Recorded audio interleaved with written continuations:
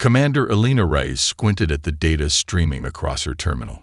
3 years of scanning the void, and finally, something. Her fingers trembled as she isolated the signal. "Lieutenant John, verify this," she ordered, voice steady despite her racing heart. The communications center of Mars Defense Outpost Epsilon 7 fell silent as technicians turned toward her station. They'd all been waiting for this moment since the fall of Earth. "Signal confirmed, Commander," John replied, eyes wide. "Origin matches Novum Terra's coordinates." It had been 27 years since the last transmission from humanity's most distant colony. 27 years of silence since the Proximan invasion had shattered Earth's infrastructure and killed billions. Most assumed Novum Terra had already fallen to the same alien menace, too far to help, too isolated to survive. Elena secured a private channel to High Command. General Santos appeared on screen, his scared face grim. "Reyes, tell me it's good news." "Sir, we've received a transmission from Novum Terra." The general's expression hardened. "Distress signal." "No, sir. It's—" Elena hesitated. "It's not what we expected." She transferred the data packet. The message was fragmented but clear enough. Advanced schematics for technology beyond current human capabilities, stellar coordinates to a system beyond Novum Terra. And 8 words. "We found them. Come when you're ready." "What the hell does that mean?" Santos muttered. "Unknown, sir, but the transmission contains blueprints for what appears to be a revolutionary propulsion system. Dr. Takeda is analyzing it now." As if summoned, the scientist's voice broke into their channel. "General, Commander, this is impossible," Takeda said, his normally composed demeanor shaken. "These designs, if they work, they could reduce interstellar travel time by 87%. They're incorporating principles we've barely theorized about." "Could the Proximans have taken the colony?" Santos asked, voicing everyone's fear. "Could this be a trap?" Elena pulled up secondary data from the transmission. Radiation signatures, quantum entanglement patterns, verification codes embedded in the message. "Authenticity markers match colonial protocols," she replied. "And the design architecture is distinctly human. But with," she paused, searching for the right word, "modifications, expansions on our foundational theories." The general was silent for a long moment. "So our last colony isn't begging for rescue. They're offering us something instead." "Yes, sir. And there's more." Elena transferred another file. This segment was heavily encrypted. It took our systems 3 hours to crack it. The file opened to reveal biological schematics, human DNA strands alongside something else, something alien but somehow complementary. "They found a weakness," Elena said, understanding dawning.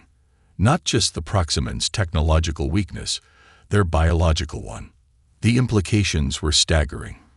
For 7 years, the remnants of humanity had been fighting a desperate holding action, watching as the alien forces regrouped at the edges of the solar system. Everyone knew the next attack would likely be the last. Now suddenly, there was hope. Delivered not from Earth's military genius or Mars' scientific breakthroughs, but from the forgotten men and women sent to the stars before everything fell apart. "Commander," the general said finally, "assemble a team. I want our best people analyzing every byte of this transmission. If there's even a chance this could give us an edge." "Already underway, sir." As Elena ended the transmission, a strange feeling settled over her, not just hope, but something more complex. The colony hadn't just survived. They'd advanced far beyond what should have been possible in isolation. Whatever Novum Terra had discovered out there in the darkness, it had changed them. And soon, it would change everything else. "Absolutely not." Admiral Kessler's fist struck the conference table. "We're talking about stripping our defenses for a wild chase across the galaxy. Based on what? A cryptic message and some theoretical physics." Elena stood her ground before the Solar Council, 12 grim-faced leaders representing humanity's last major outposts. The holographic chamber flickered as power fluctuations, a daily reality since the war, rippled through Mars Central. "Respectfully, Admiral, it's not theoretical anymore." She gestured to Dr. Hiroshi Takeda, who activated a simulation showing the propulsion system they'd constructed based on Novum Terra schematics. "The prototype works," Takeda said, his voice soft but steady. Dark circles beneath his eyes testified to the sleepless weeks spent building it. "We've achieved micro-jumps within the test chamber. The principles are sound." "Even if it works," countered Director Mbeki of Luma Colony, "we're talking about refitting our last battleship for a journey that would leave the inner system vulnerable. Mars has already lost 2 defense platforms this month alone." Alina had anticipated this argument. The Prometheus has been in dry dock since the Battle of Jupiter. Its weapon systems are outdated against current Proximan technology, but as a deep space transport retrofitted with this drive. "You're suggesting we abandon Earth's recovery to chase ghosts," Kessler interrupted. The chamber fell silent. Earth's recovery was a polite fiction they all maintained. The reality was that their homeworld remained largely uninhabitable, its surviving population scattered among underground shelters. Dr. Takeda unexpectedly broke the silence. "My wife and daughter died in Tokyo." His voice cracked slightly. "I have not advocated for a single military operation in 7 years of war. But this," he activated another hologram showing complex molecular structures. "This is different. Novum Terra has sent us more than technology. These biological markers suggest they found a fundamental vulnerability in Proximan physiology." Alina watched the council members exchange glances. They all knew humanity couldn't survive another major offensive. "The Proximans are regrouping," she said quietly. "Our intelligence suggests they'll return within 18 months with reinforcements. We've thrown everything we have at them, and it wasn't enough. What if Novum Terra found another way?" Councillor Diaz of the European Remnant leaned forward. "And if it's a trap? If the colony was compromised? Then we'll have lost 1 ship and a volunteer crew," Alina responded. "But if it's genuine, we gain a potential path to victory." The debate raged for hours. Alina stood unwavering, addressing each concern methodically, while Takeda presented increasingly compelling evidence of the breakthrough's legitimacy. Finally, the council voted 7-5 in favor. "You have 4 weeks to prepare," General Santos told her after the chamber emptied. "The Prometheus is yours, Commander, or what's left of it." As they walked toward the hangar where the massive battleship waited, Santos added quietly, "Alina, you understand the real mission, don't you?" She nodded. "Find out what happened to Novum Terra. Determine if their discovery is viable. And if not, ensure nothing follows you back to Earth," he finished grimly. "Choose your crew carefully." The Prometheus loomed before them, scared from previous battles, its kilometer-long frame already swarming with technicians. Once, it had carried Earth's hopes against the Proximan vanguard. Now it would carry humanity's last desperate gamble across unimaginable distances. "We'll be ready," Alina promised, already mentally assembling her team. She'd need Takeda, of course, and that brilliant engineer from Europa, Ortiz. Perhaps the security specialist, Ward, despite his reputation for instability. Against all odds, they were going to find humanity's last colony. And whatever strange evolution or alliance had transformed a desperate outpost into a source of hope. "Initiate jump sequence." Alina's command echoed through the Prometheus bridge. The massive ship had cleared Mars orbit 3 days ago, its conventional engines pushing them to the calculated jump threshold. Now came the moment of truth. Chief Engineer Camila Ortiz monitored the propulsion core, her fingers dancing across the interface. Core stability at 97%. Field harmonics aligned. "We're ready, Commander." The crew minus 120 specialists chosen from across the solar system had spent the past month retrofitting the old battleship with technology that shouldn't exist.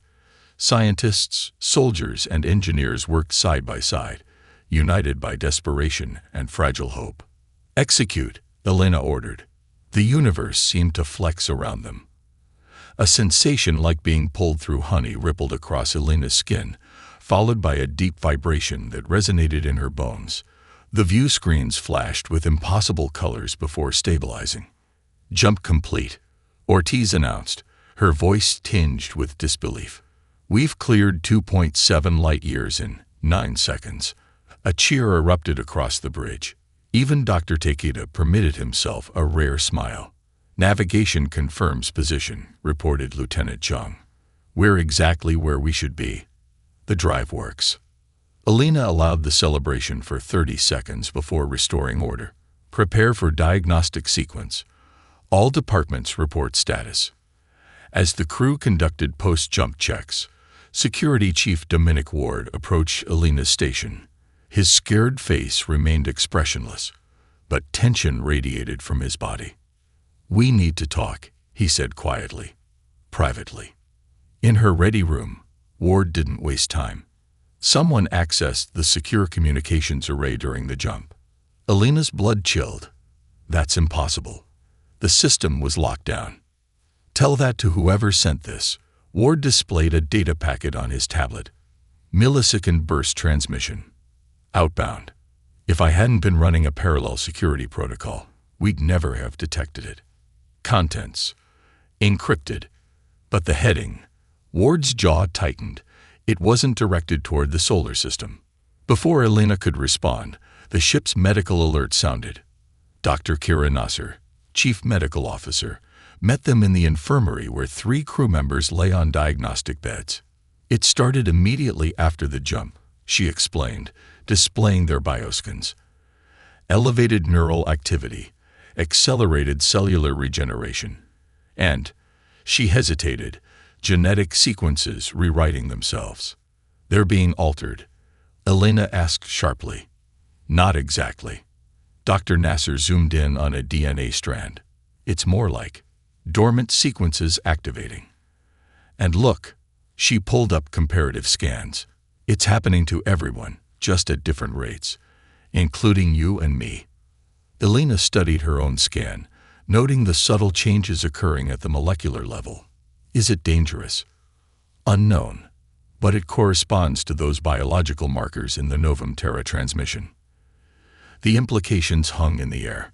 The propulsion system worked, but it was changing them. Ortiz's voice came through the comm. "Commander, you need to see this." In engineering, Ortiz showed them what she'd discovered embedded deep in the propulsion system's control algorithms. "It's a message," she explained, "hidden in the code. It only became visible after the jump activated certain sequences. The message was simple: the void changes all who cross it. Adaptation is survival." Elena stared at the words, remembering the DNA schematics from the original transmission. This wasn't just a propulsion system. It was something far more profound. "The jump worked perfectly," Ortiz added with a troubled expression. "Almost too perfectly. I've analyzed the energy patterns. Commander, this technology, it's not entirely mechanical. It's somehow interfacing with our biology. We're part of the equation." As if confirming her words, the lights flickered, and the ship trembled. The void beyond their hull suddenly seemed alive with possibility and danger. And they were only beginning their journey. "All stop." Elena's order came moments after the sensors detected the massive object drifting in their path. After 3 more jumps, each triggering further biological changes among the crew, the Prometheus had entered an uncharted nebula where energy readings disrupted their navigation systems. And there it waited. A ship, if you could call it that. "Length approximately 3.7 kilometers, reported Zhang, her voice hushed with awe.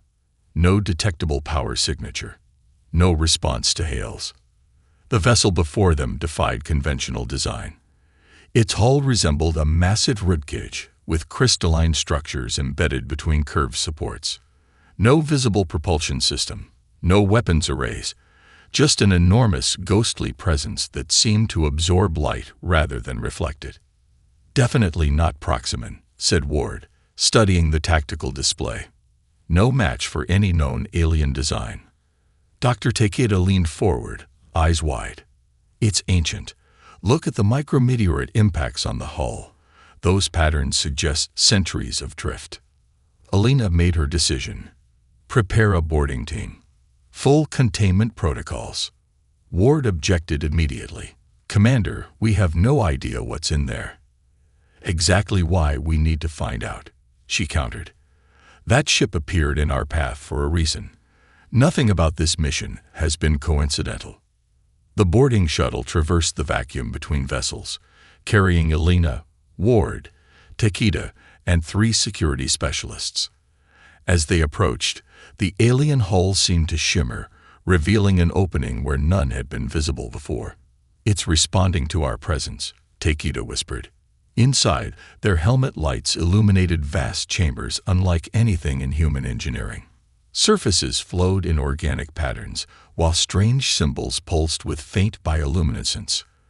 The atmosphere, though thin, proved breathable. It's like it's been preserved, said Ortiz over comms from the Prometheus. I'm detecting minimal decay despite apparent age. They found the first body in what appeared to be a control center. The alien, vaguely humanoid, but with elongated limbs and a crest of crystalline growths where a head should be, sat frozen at a console, perfectly preserved. No signs of violence, noted Dr. Nasser, scanning the remains remotely. They appear to have simply stopped. Ward approached another console where a familiar symbol caught his attention. He brushed away crystalline dust to reveal an insignia, the 7-pointed star of Novum Terra. Commander, he called, his voice tight. They were here. Takeda discovered more evidence. Human-adapted interfaces grafted onto alien technology, data crystals containing human language markers. One chamber contained hundreds of specimens in suspended animation, hybrid biological forms combining features from multiple species. They were experimenting, Ward said grimly. Humans, and whatever these are. In the central chamber, they found what appeared to be a data core, a crystalline structure larger than a human, pulsing with faint light. When Takeda approached, it flared to life. A voice, neither human nor entirely alien, spoke from all around them. Identity confirmed. Alina Rice, Commander, Earth Defense Force. Welcome to the archival vessel Mnemosyne. The team froze in shock. How do you know my name? Alina demanded. Your genetic signature was registered with this vessel 23 years ago by representatives of Human Colony Designation, Novum Terra. That's impossible, Alina whispered. I've never been here. Not you, the voice clarified. Your genetic template. The original Alina Rice provided biological samples for the continuation program. Ward drew his weapon. What continuation program? The crystalline structure pulsed brighter, projecting images around them. Humans undergoing transformative procedures, alien technologies merging with human biology, and finally, a face Alina recognized from historical records. Governor Chen of Novum Terra left this message for her descendants, the voice announced. For those who would follow the path of transcendence. The face of Maya Chen, the legendary first governor of humanity's last colony, looked out at them across decades of time and space. If you're receiving this, then you've begun to change. Chen's recording began. And now you must learn why. Maya Chen's holographic message had left the crew divided. Some, like Ward, viewed the revelations as evidence of betrayal. Humans experimenting with alien DNA, modifying themselves beyond recognition. Others saw it as evolution, necessary adaptation, to survive in a hostile universe. The final jump brought them to Novum Terra. What greeted them was not the struggling outpost they expected, but a world transformed. My God, breathed Zhang as the view screens displayed the planet. Massive orbital structures formed intricate geometric patterns around the world, linked by threads of light. The continents below showed evidence of vast engineering projects, gleaming cities, terraformed landscapes, and enormous energy collectors that shimmered like jewels. Population readings off the scale, reported the sensor officer, detecting multiple forms of technology, some beyond our classification parameters. Before Elena could respond, the communications array activated itself. "Prometheus," came a calm voice. "We've been expecting you. Welcome home." A face appeared on the main view screen, a woman with striking features, ageless yet somehow ancient, her eyes containing depths that made Elena instinctively straighten her posture. "Governor Chen," Elena said, recognizing her from the holographic message, though that recording had allegedly been decades old. "I'm Commander Elena Ryazov. Earth Defense Force." Chen finished with a slight smile. "Yes, I know exactly who you are, Elena. In more ways than one." The Prometheus was escorted to a docking station on the largest orbital structure. As the airlock cycled, Dr. Nasser approached Elena privately. "The crew's transformation has accelerated since the last jump," she reported quietly. "Neural capacity increased by 37%. Cellular regeneration tripled the normal rate. And there are new structures forming in our frontal lobes. Structures I can't even identify." Elena nodded. Her own thoughts had become sharper, more fluid in recent days, insights coming faster, connections forming where none had existed before. "Keep monitoring," she instructed, "but tell no one else until we understand what we're facing." A delegation awaited them, humans, or what had once been humans. Each bore subtle modifications, iridescent patterns beneath the skin, eyes with vertical pupils, an unusual grace to their movements. Their leader stepped forward, extending hands with elongated fingers. "I am Seraph, Chief Liaison," he said. "Governor Chen awaits in the Nexus chamber." The Nexus proved to be a vast spherical room at the station's core, its walls displaying real-time views of space around them. At its center stood Maya Chen, surrounded by what appeared to be representatives of multiple species, some vaguely humanoid, others utterly alien in form. "Welcome to the Conclave," Chen announced. "The alliance that will save not just humanity, but all sentient life from the Proximan harvesting." Elena found her voice. "Governor, with respect, Novum Terra was a human colony. What happened here?" Chen's smile held secrets accumulated across a century of life extended far beyond normal human limits. "Evolution happened, Commander. Shortly after establishing our colony, we encountered the Archivists, the species whose vessel you discovered. They had been monitoring the Proximans for millennia, watching them systematically eradicate civilization after civilization." She gestured to the alien representatives. "These are the survivors of 17 worlds. When the Archivists found us, they offered a choice: receive technologies to fight, or join their network of refugee species. We chose a third path." "You chose to become something else," Elena said, understanding dawning. "We chose to become what humanity needed to be," Chen corrected. "The perfect weapon against an enemy that had never encountered anything like us before." She approached Elena, studying her with ancient eyes. "And now, Commander, you must choose too, because the changes you've undergone are only the beginning. The Conclave exists beyond Proximan detection," Chen explained as she led Elena and her senior officers through a vast biodome where species from 17 worlds coexisted in carefully maintained habitats. Creatures that defied description moved with intelligent purpose, crystalline entities that floated on electromagnetic currents, massive amphibious beings communing in pools of luminescent liquid, diminutive beings with 4 arms working on technology that seemed to blur between physical and energy states. Each species contributed unique adaptations and knowledge, Chen continued. The Tesseri, she indicated the crystalline entities, exist partially in higher dimensional space, allowing them to perceive quantum probabilities. The Marins, she nodded toward the amphibious creatures, developed biological computation that outperforms any mechanical system. Dr. Takeda studied everything with wide-eyed fascination. "This is beyond extraordinary. The scientific exchange alone would revolutionize human development. If Earth survives to receive it," Ward said darkly. Chen led them into a secure chamber where a holographic display showed the galaxy with pulsing red indicators spreading like a virus across hundreds of star systems. Proximan expansion over the past 3 millennia, she explained. They're not conquerors in the human sense. They're harvesters. They strip planets of all useful biological and technological material, incorporate what benefits them, then move on. Why haven't the archivists stopped them? Elena asked. If they've been monitoring for millennia, surely they have the technology. A new voice answered, melodic yet ancient. Because we cannot. A being stepped from the shadows, tall, with silvery skin and eyes that reflected light like mirrors. Its movements were fluid, almost ethereal. I am Nexus of the Archivist Collective, it said. Our purpose is preservation, not intervention.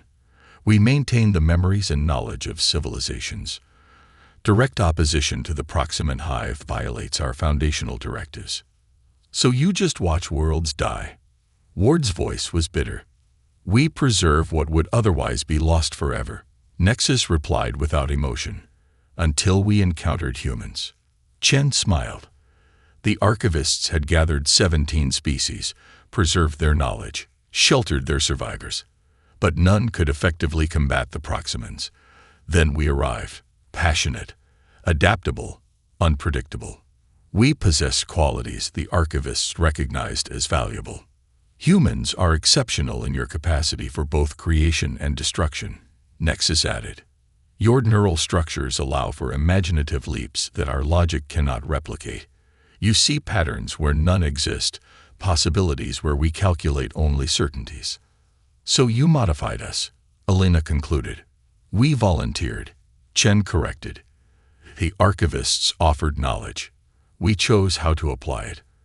Over generations, we adapted ourselves, incorporating traits from multiple species while maintaining our human core consciousness. She gestured to herself. I am still human, Elena. Just expanded. Takeda spoke up. The propulsion system, it wasn't just for travel. It was preparing us, triggering controlled adaptations. Yes, Chen confirmed. The journey itself was the first stage of your evolution.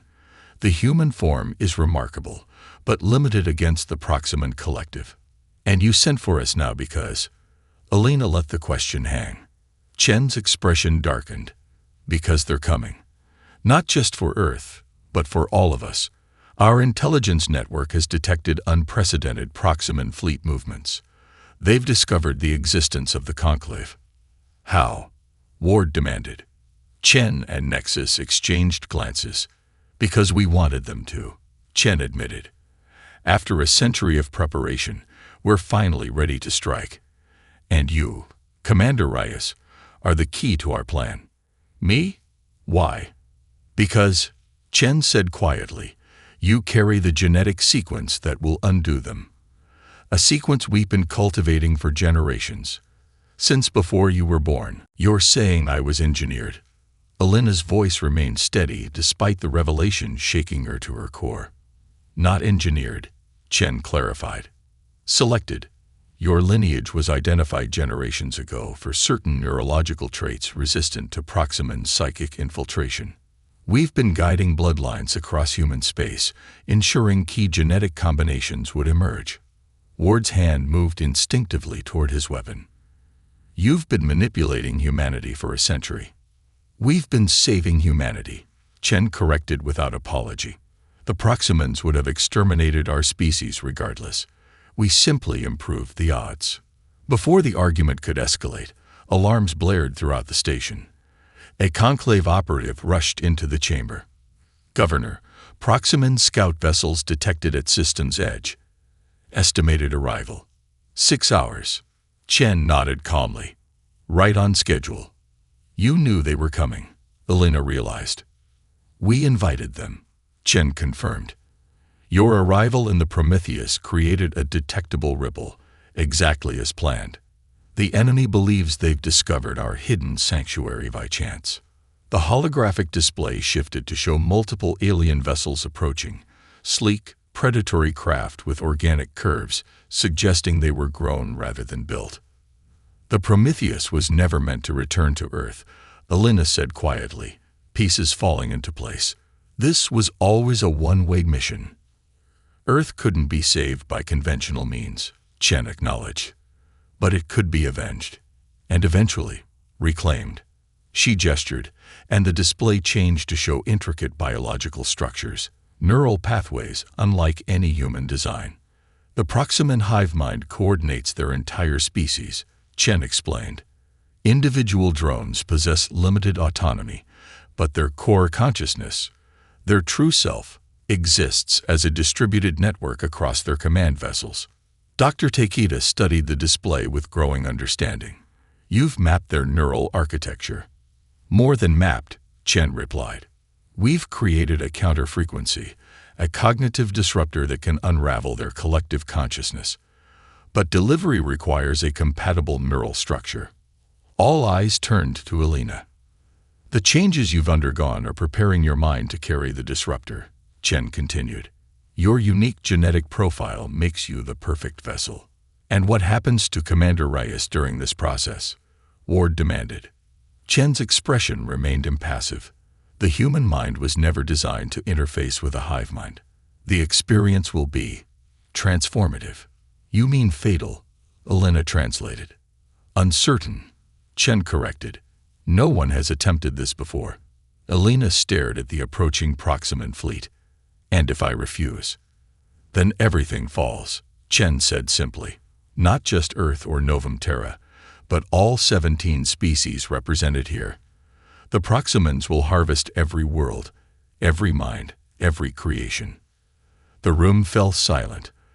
Elena thought of Earth's devastated continents, Mars' struggling colonies, billions dead.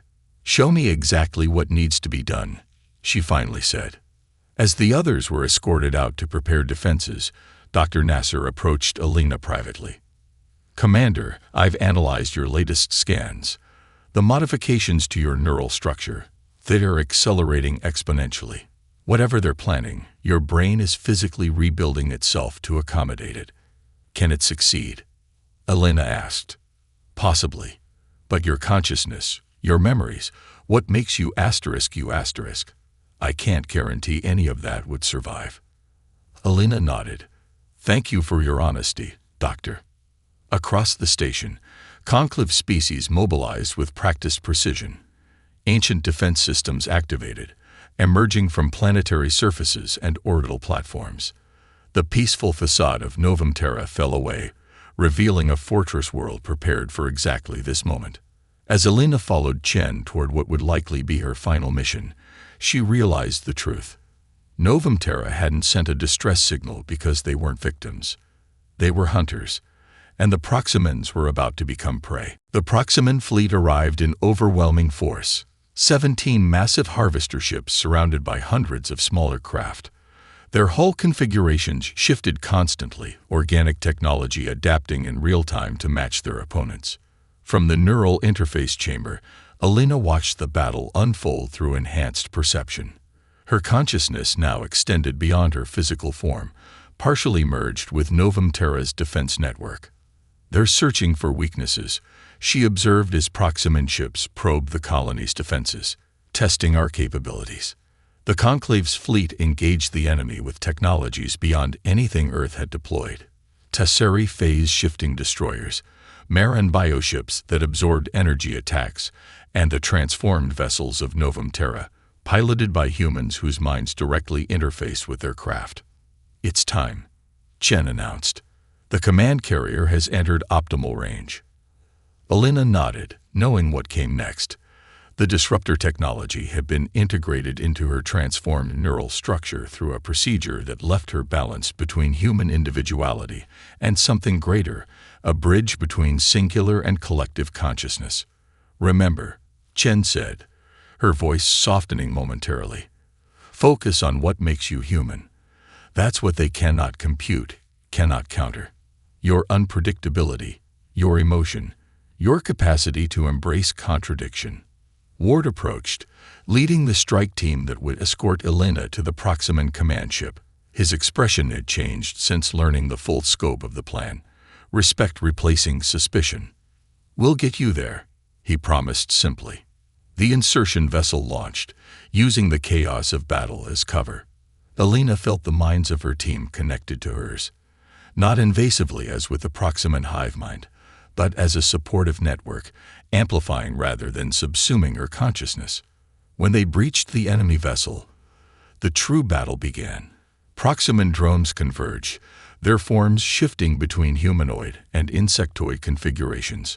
Ward's team fought with both conventional weapons and their newly enhanced abilities, clearing a path toward the central neural node. Elena sensed the hive mind's growing awareness of their plan. The collective consciousness of billions of Proximans focused on her, attempting to infiltrate her thoughts, to crush her individuality beneath their unified will. They found something unexpected.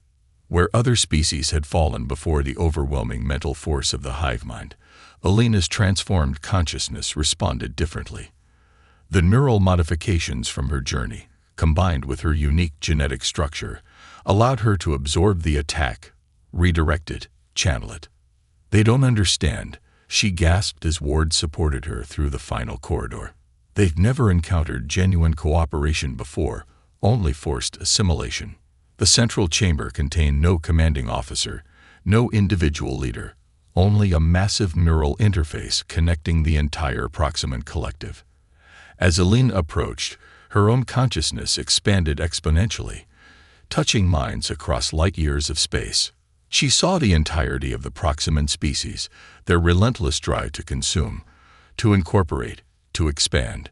And she understood their fundamental weakness.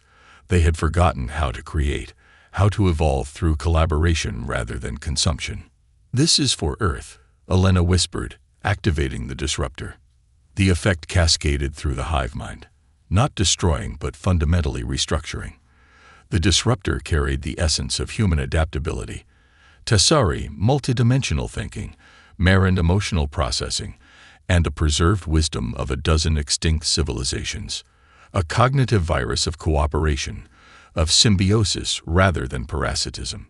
Across the battlefield, Proximan ships faltered as their collective consciousness fragmented into billions of individual minds experiencing autonomy for the first time. In the neural chamber on Novum Terra, Chen monitored Elena's life signs. "She's coming back," she announced with rare emotion. Different, but still herself. As Elena's consciousness returned to her transformed body, she knew what message would now be sent to Earth. Not a cry for help, but an invitation. An invitation to join something greater, a new kind of humanity that had found its place among the stars not through conquest, but through the very adaptability that had always defined their species. The last colony had become the first of something new.